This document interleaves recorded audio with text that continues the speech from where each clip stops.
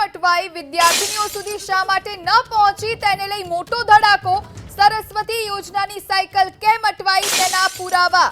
Cycle પૂરી પાડનાર company વધુ રૂપિયા વસૂલતી હોવાના આરોપ લાગ્યા છે. તો સરસ્વતી યોજનાની સાયકલ જે વિદ્યાર્થીનીઓ સુધી હજુ પહોંચી નથી તે કેમ અટવાઈ તેના પુરાવા પ્રાપ્ત થઈ રહ્યા છે. આપણી સાથે સંવાદદાતા હિરેન ફોન લાઈન પર જોડાયા છે. હિરેન, શું વધુ જાણકારી? એક લેટર સામે આવ્યો છે. આ લેટર ગ્રીમકો દ્વારા લખવામાં આવ્યો છે. 11/3/2024 નો આ લેટર છે.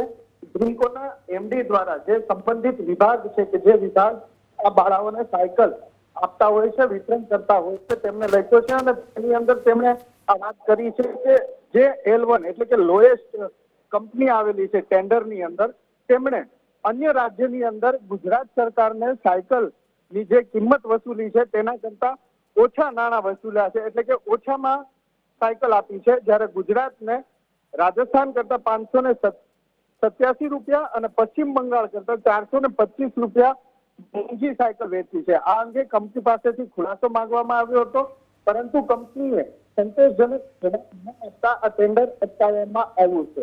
ઉપરાંત જે વિભાગો પાસેથી